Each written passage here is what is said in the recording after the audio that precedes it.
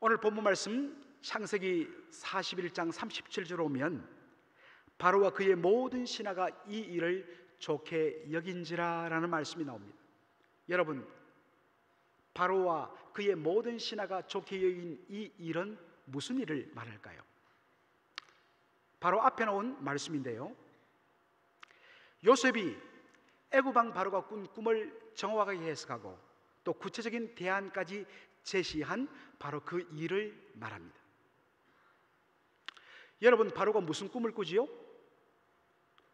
두 번에 걸쳐서 꿈을 꾸는데, 한 번은 살찌고 아름다운 7 암소가 풀을 뜯고 있는데 나일강에서 올라온 파리하고 흉한 7 암소가 그 살찐 7 암소를 그냥 삼켜버린 것이었습니다. 너무나 놀란 꿈에서 깨었는데 또다시 잠이 들어 꿈을 꾸는데, 이번에는 아주 무성하고 그렇게 잘 맺힌 7 이삭을, 동풍에 마른 바짝 마른 7 이삭이 삼켜버리더라는 것입니다. 깜짝 놀라서 꿈에서 일어난 바로가 생각합니다. 여기는 틀림없이 어떠한 특별한 메시지가 담겨 있는데 알 수가 없는 것입니다. 그래서 애굽의 모든 술사와 현인들을 불러다가 자신의 꿈을 해몽하게 합니다. 그런데 그 누구도 그 꿈을 해석하지 못합니다. 바로 그때에 왕의 옆에 있던 술 맡은 관원장이 고백을 합니다. 왕이여, 지난 2년 전에 제가 왕에게 잘못을 범해서 노여움을 사서 잠시 감옥에 간 일이 있는데, 그 감옥 속에서 제가 꿈을 꾸었는데 그 꿈을 감옥 속에 있던 히브리 청년이 해석을 해주었습니다. 그런데 기가 막히게 그 꿈 그대로 이루어져서 제가 오늘 이렇게 복직해서 왕을 섬기고 있습니다. 왕이 당장 그 청년을 데려오라고 이야기합니다. 바로 요셉을 바로 앞에 모시게 된 것입니다. 바로가 자신의 꿈 이야기를 쭉 하니까 요셉이 뭐라고 풉니까? 이야기가 길지만 간단하게 요약할 수 있습니다. 왕이 꾼 꿈은 바로 이것입니다. 7년 대풍년이 될 것인데, 대풍년이 끝나면 곧바로 그 7년 대풍년을 완전히 잊어버리게 만드는 극심한 7년 대흉년이 될 것입니다. 그러니 이 일을 위해서 나라 곳곳에 곡식 창고를 짓고, 그리고 7년 동안 그 풍년 기간 동안 수확한 모든 곡물들을 다 저장해 놓으면 이 대흉년을 극복할 수 있을 것입니다 라는 대안을 제시합니다. 자, 이 말을 들은 바로가 어떻게 반응을 합니까? 38절에 이와 같이 하나님의 영에 감동된 사람을 우리가 어찌 찾을 수 있으리요 하고서 우리가 잘 아는 대로 요셉을 국무총리에 임명을 합니다. 자, 창세기 41장 42절로 43절을 보면요, 바로가 요셉에게 한 행동이 잘 설명되어 있습니다. 자기의 인장 반지를 빼어서 요셉의 손에 끼우고 그에게 세마포에 옷을 입히고 금사슬을 목에 걸어주고 자기에게 있는 버금 수레에 그를 태우매 무리가 그의 앞에서 소리 지르길 엎드리라 하더라. 여러분, 여기에 있는 인장 반지라는 것은 바로 왕의 국세가 새겨진 반지를 말합니다. 왕이 나라에 왕의 조서를 내릴 때 반드시 이 인장 반지에 도장을 찍어서 그렇게 발행합니다. 그러므로 이 인장 반지란 것은 왕권을 상징합니다. 그런데 그 왕권을 상징하는 반지를 어떻게 한다고요? 빼어서 요셉에게 넘겨줍니다. 세마포도 마찬가지죠. 왕이 입는 옷, 우리 조선시로 말하면 용이 그려진 골룡포입니다. 왕이 입는 옷은 왕의 신분을 나타내는데 그것을 그에게 건네주고, 왕이 걸고 있던 금 목걸도 건네줍니다. 그리고는 왕이 타는 그 수레에 요셉을 함께 태우고 나서는 프레이드를 합니다. 요즘 말로 하면 카 프레이드를 하는 거죠. 그렇게 하면서 모든 사람들이 그 앞에 무릎을 꿇어 절하게 만듭니다. 여러분, 이 세 가지가 무엇을 뜻하겠습니까? 실제로 애굽을 다스리는 최고 통치자는 누구란 겁니까? 애굽이란, 요셉이란 것입니다.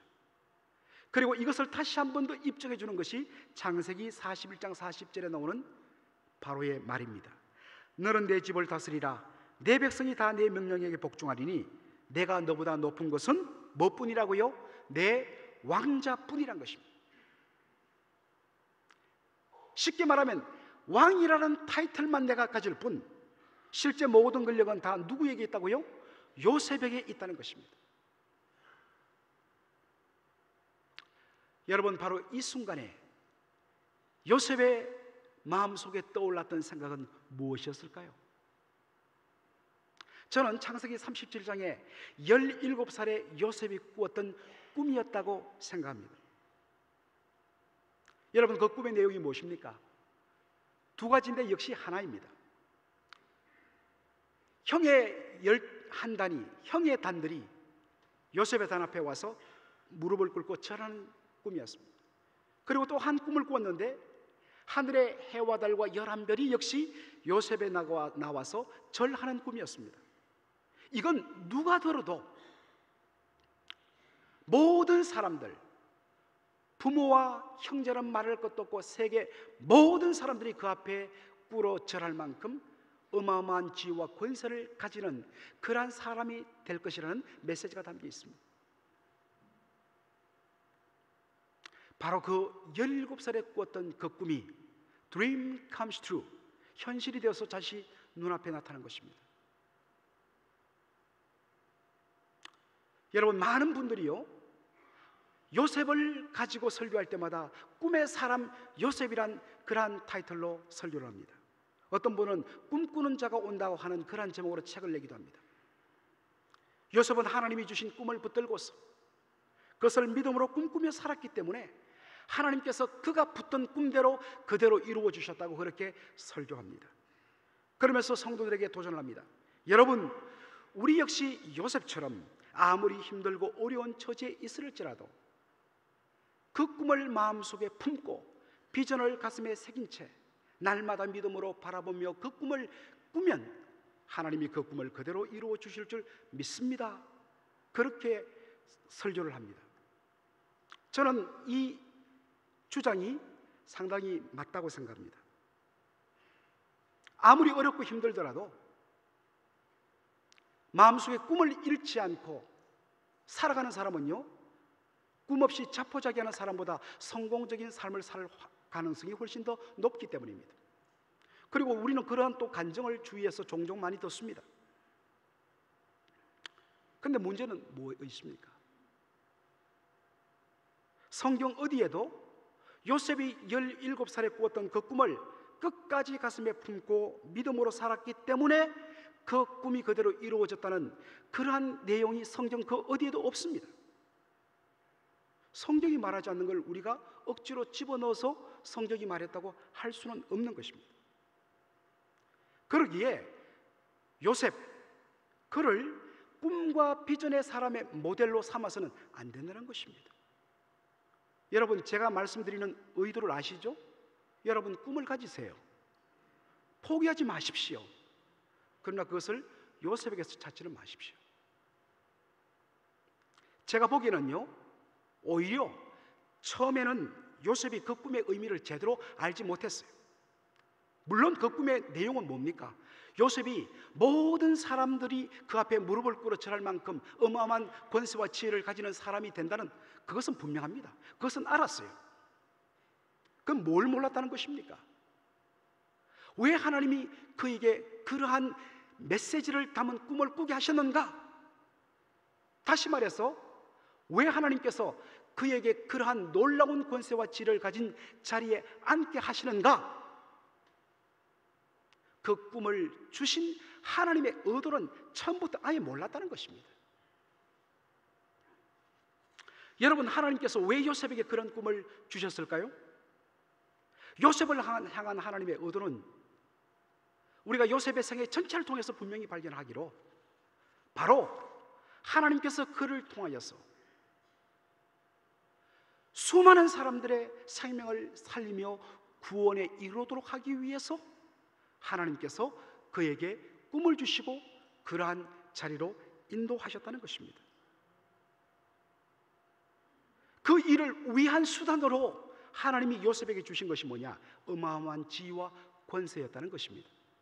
그런데 문제는요, 요셉이 그 꿈을 주신 하나님의 의도와 목적과 계획을 전혀 몰랐다는 것입니다. 그것을 어떻게 알 수 있느냐 하면 그 꿈의 내용을요, 자신의 형들에게 서스럼 없이 막 발설하는 것입니다. 여러분, 하나님이 그에게 주신 꿈의 근본 의도와 이유를 바로 알았다면 결코 이것을 가지고 자랑하지 않습니다. 하나님이 그에게 그런 꿈을 준 것은 자기 자랑하도록 그를 영광스럽게 만들도록 하기 위해서 주신 꿈이 아니라는 것이죠.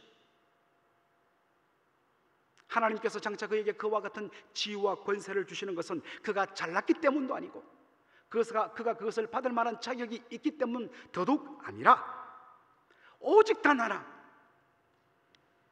그를 통해서 많은 사람들을 구원하시는 데 있다는 것입니다.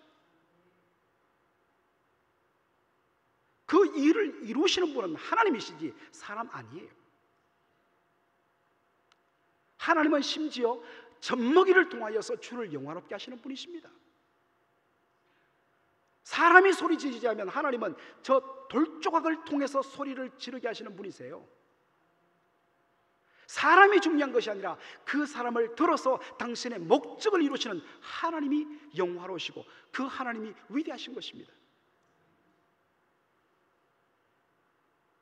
이 사실을 진정 깨닫는 사람은요, 절대로 떠벌리지 않습니다. 자랑하지 않습니다.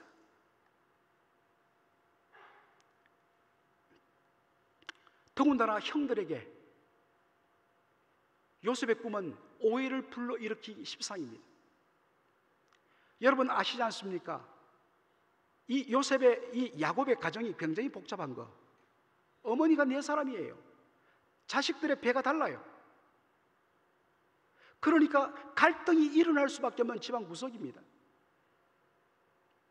그런데 이 어르신이 유독 요셉만 편애한 겁니다. 다른 아들들은 다 들판에 나가서 일을 시키면서 요셉은 집안에서 시원한 물을 마시면서 선풍기가 그 당시에 없었죠. 부채를 붙이면서 살게 만들어요. 다른 아들들은 그냥 허접한 옷을 입히면서 요셉만큼은 채색 옷을 입힙니다. 여러분, 채색 옷이라니까 이렇게 알록달록 특정 기업을 말해서 곤란합니다만 색동저고리 아시아나 항공이 그 뭐죠? 예, 칼을 저는 탑니다만 주로. 네, 그거 참 예쁘지 않습니까? 그런 색동저고리 때때 옷을 말하는 게 아닙니다. 색깔을 넣어서 팔을 완전히 덮은 옷. 그래서 어떠한 것으로부터 차단되는 그러한 옛날의 귀족이나 왕이 입는 옷, 이게 채색 옷입니다. 똑같은 자식인데도 이렇게 편애를 하니까 형들의 불만이 말이 아니었습니다. 그런데도 이 요셉이 형들의 잘못을 낱낱이 아버지 앞에 고자질하는 일종의 국가정보원 요원이었어요. 보통 이 맵상스러운 게 아니에요. 그러니까 조금이라도 생각이 있으면 그 꿈의 내용이 분명히 사실일지라도 형들의 반응이 어떠할 것을 생각해서 그 이야기를 해서는 안 됐는데 아주 자랑스럽게 형들이 내 앞에 절합디다 하고 꿈을 떠벌립니다. 그것도 한 번도 아니고 두 번이나 연속으로 완전히 염장을 질러버려요. 정말 네 가지가 없어도, 다른 말로 하면 네 가지니까 사죠. 사 가지가 없어도 이렇게 없는 인간이 없어요.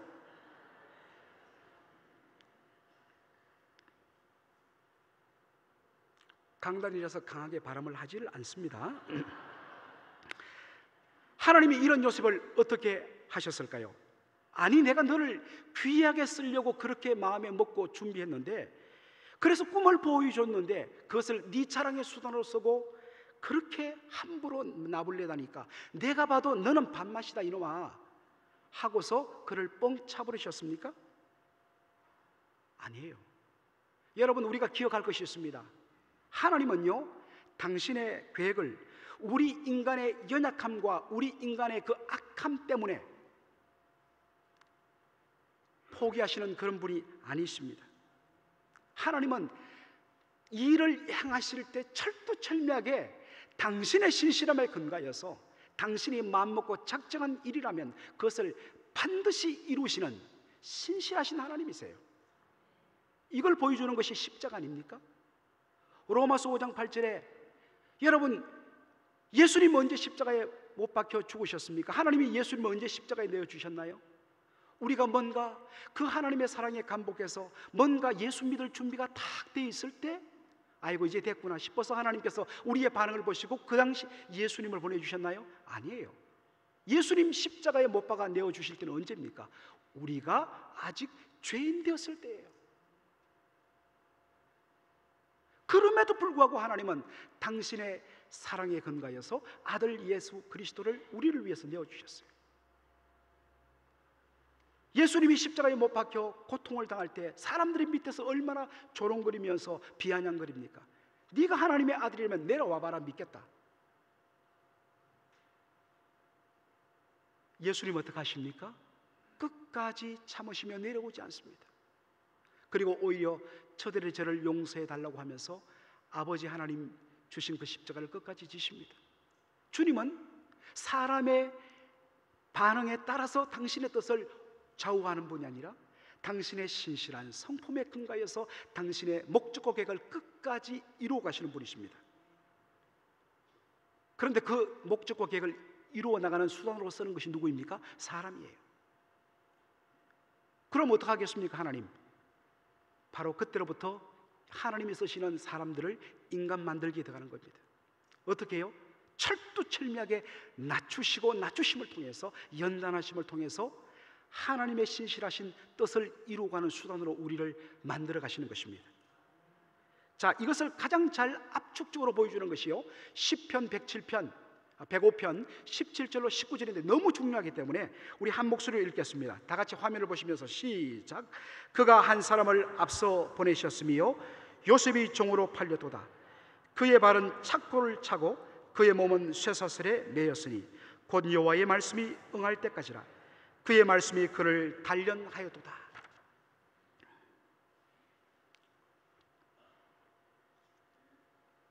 자, 여러분, 이 18절에 보면요, 그의 몸은 쇠사슬에 매였으니 라는 표현이 나옵니다. 물론 1차적으로는, 문자적으로는 그가 감옥에 갇혀갔고 목에 쇠사슬에 감긴 채 그렇게 수감 생활했던 것을 의미해요. 그런데 그의 몸은 쇠사슬에 매였으니 라는 이 말을 히브리 원어로 보면, 또 어떤 성경들은 그것을 그렇게 번역을 하는데, 쇠꼬챙이가 그의 영혼을 관통하였음에라고 그렇게 뜻이 되어 있습니다. 쇠꼬챙이가 그의 영혼을 꿰뚫어 버린다는 것입니다. 죽음의 고통을 맛본다는 것입니다. 그런데 이 고통을 언제까지 당하게 하신다고요? 언제까지요? 여호와의 말씀이 뭐 할 때까지? 응할 때까지입니다. 여러분, 여호와의 말씀이 무엇입니까? 바로 그 꿈을 통해서 하나님께서 그에게 보여주신 하나님의 뜻과 계획이에요.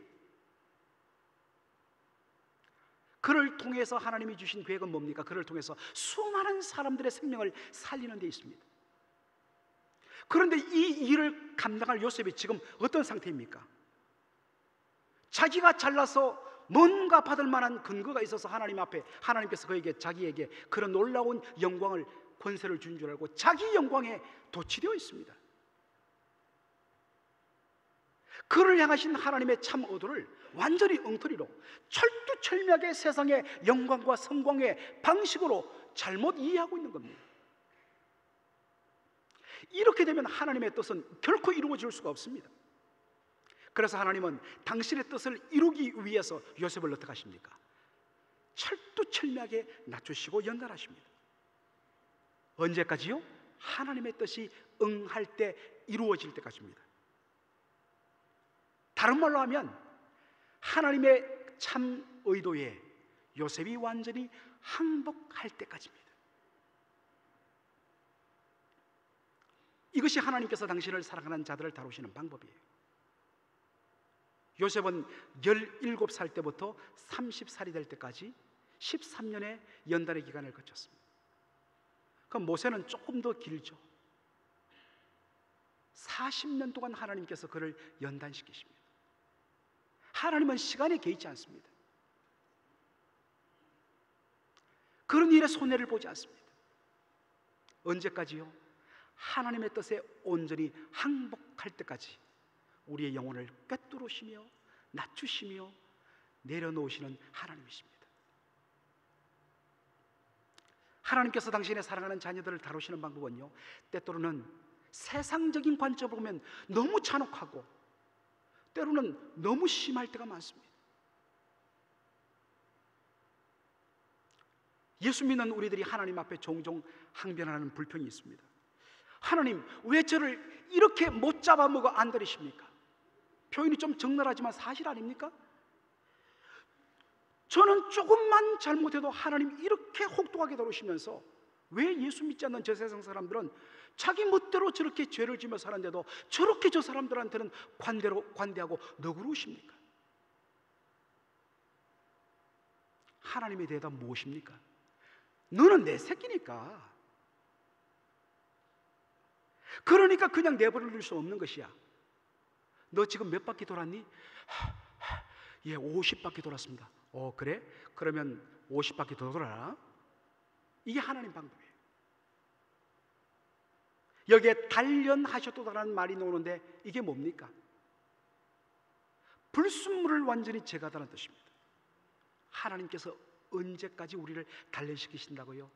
하나님이 쓰실 만한 때 그 영혼에 박힌 더럽고 추악한 세상적인 관점들, 그의 잘못된 탐욕들, 이기심들, 이런 것은 하나님 쓸 수 없거든요. 이 모든 것들이 다 뽑혀질 때까지 하나님이 단련시키시는데 왜 그러냐? 사랑해서란 것입니다. 마침내 그가 국무총리에 올랐습니다. 연단이 끝났습니다. 그때 그가 고백하는 고백이 무엇입니까? 그 유명한 창세기 45장 7절로 8절의 고백입니다. 우리 한번 다 같이 읽겠습니다. 시작. 하나님이 큰 구원으로 당신들의 생명을 보존하고 당신들의 후손을 세상에 두시려고 나를 당신들보다 먼저 보내셨나니 그런즉 나를 이리로 보낸 이는 당신들이 아니요 하나님이시라. 하나님이 나를 바로에게 아버지로 삼으시고 그 온 집의 주로 삼으시며 애굽 온 땅의 통치자로 삼으시나이다. 연단의 기간이 끝나면서 요셉의 눈에 비늘이 벗겨진 것입니다. 하나님이 지난 13년 동안 나를 혹독하게 연단하신 이유가 바로 여기 있었구나. 그냥 곧바로 17살 철없는 나이에 그 자리에 나를 세우시면 제대로 감당하지 못할 뿐만 아니라 내가 잘나서 뭔가 자격이 있어서 이 자리에 올랐구나 잘못 생각하고, 그렇게 생각되면 철두철미하게 세상적 관점 아래에서 그 권세와 지위를 내 쾌락과 탐욕을 위해서 사용하다가 마침내 하나님 앞에 버림받고 영혼이 파멸당할 수 있으니까 하나님이 나를 사랑해서 철두철미하게 낮추셨구나. 그것을 감당할 수 있을 때까지 하나님께서 나를 낮추셨구나. 여러분, 이것을 깨달으니까요, 개인적으로는 형들에 대한 복수심에 불탔습니다. 이놈의 새끼들, 죄송합니다. 이놈의 새끼들 다 죽이뿐다. 그런데 연단의 기간이 끝나면서 그의 눈이 열리며 하나님의 중심으로, 하나님 중심으로 모든 뜻들이 자기에게 이루어진 것을 보면서 죽이고 싶었던 형들이 오히려 자기를, 못난 자기를 연단시키는 하나님의 도구로 쓰여졌다는 것으로 이해가 되면서, 억지로 그렇게 해석해서 이해된 것이 아니라 하나님께서 정확하게 이해시켜 주심으로 말미암아 비로소 마음의 상처가 치유되고 진정한 용납과 화해의 자리로 나가게 되는 모습을 우리가 보게 됩니다. 사랑하는 성도 여러분, 다시 말씀드립니다. 하나님이 당신의 사랑하는 자녀들을 그냥 내버려 두지 않으십니다. 철두철미하게 개입하시고 간섭하시고 귀찮게 우리를 다루십니다. 그 이유는 오직 하나, 우리를 사랑하시기 때문입니다. 세상에 어떤 부모가 자기 자식이 막 사는데 그냥 인생은 너의 것이고 멋있게 사는 것이라고 내버려 두겠습니까? 반드시 개입하고 강하게 다룰 것입니다. 마찬가지입니다. 하나님은 우리를 우리의 아버지시기 때문에 우리에게 징계라는 수단을 통해서 우리를 다루십니다. 그런데 그것이 너무나 아파요. 힘듭니다. 그래서 우리는 때때로 하나님 앞에 제발 좀 내버려 두십시오라고 핏대를 세울 때가 많습니다. 하나님, 왜 세상 사람들은 멀쩡하게 내버려 두시고 저는 조금만 눈알만 굴려도 제 눈을 방태기로 만듭니까? 조금만 다리 움직이는데 다리 몽둥이를 부러뜨리십니까? 하나님, 정말 제가 구원받은 자녀가 많습니까? 여러분, 정도는 좀 다르지만 욥의 친구들의 이슈 제기가 뭡니까? 네가 당한 걸 보니까 너 하나님 앞에 죄인이 맞구나, 그겁니다. 사람들이 나를 뭐로 보겠습니까? 하나님 앞에 저주받은 인생이라 이야기하지 않겠습니까? 하나님, 정말 제가 구원받은 하나님 자녀 맞습니까? 이 부분까지 이렇게 됩니다. 그런데 성도 여러분, 하나님께서 세상 사람들에 대해서 내리시는 가장 무서운 심판이 뭔 줄 아십니까? 로마서 1장 28절 한번 보시기 바랍니다. 또한 그들이 마음에 하나님을 두기를 싫어하며 하나님께서 그들을 그 상실한 마음대로 뭐하사? 내버려 두사 합당하지 못한 일을 하게 하셨다 했습니다. 우리가 생각에는 하나님께서 심판하는 자에게 날벼락을 내릴 것 같은데 하나님의 심판은 뭐로 나타난다고요? 내버려 두심으로 나타난다는 것입니다. 여러분, 그러니 하나님이 여러분에게 간섭하시고 우리를 철두철미하게 다루시되 하나님, 우리를 향하신 하나님의 뜻이 이루어질 때까지 우리를 무섭게 단련하는 뜻은 무엇이라고요? 우리가 구원받은 하나님의 자녀라는 뜻입니다. 하나님이 사랑하신다는 역설적인 표현입니다. 하나님, 제가 이렇게 고통당하실 때 날 사랑한다면서 하나님 어디에 계셨어요? 여러분, 요셉이 형에 팔려서 애굽 땅에 팔려왔을 때 창세기 39장 2절에 이런 표현이 있습니다. 여호와께서 요셉과 함께 하시매 그 결과 요셉이 은혜를 받고 형통한 삶을 살게 됐다 하지 않습니까? 마치 그 말씀을 그냥 그대로 보면 요셉이 애굽 땅에 내려와서 고생할 때 하나님이 그와 함께 하신 것으로 이해됩니다. 그것도 은혜고 감사지요. 그런데 이것을 성경 원어적으로 보면 그게 미완료 임퍼펙트로 되어 있습니다. 이게 뭐냐면요, 이 미완료란 것은 이전부터 계속 쭉 함께하는 것을 말합니다. 그렇다면 여호와 하나님께서 함께 하시다는 것은 뭡니까? 그가 형들에 의해서 미움받고 팔려올 그때도 그와 함께 하시고 요셉 홀로 애굽 땅에 내려오게 한 것이 아니라 하나님이 그와 함께 애굽 땅에 내려와 그의 삶 속에 계셨다는 것입니다. 돌아보면 여전히 그 자리에 계십니다. 그래서 마침내 우리를 하나님의 자랑스러운 자녀가 되도록 우리를 세우시는 하나님의 역설적인 사랑이 바로 여러분의 삶의 현장 속에 지금 알알이 맺혀 있는 것입니다. 이거 붙들었을 때, 아, 내가 구원받은 하나님의 자녀구나, 하나님이 지금도 나를 독특한 방법으로 사랑하시는구나. 여러분의 인생은 실패가 아닙니다. 그 자체로 여러분은 영화로운 하나님의 자녀고 성공적인 인생이 된 줄로 믿습니다. 우리 다 같이 이 찬양으로 하나님에 대한 놀라운 사랑을 고백하면서 우리 주님 앞으로 나가며 기도하기를 원합니다.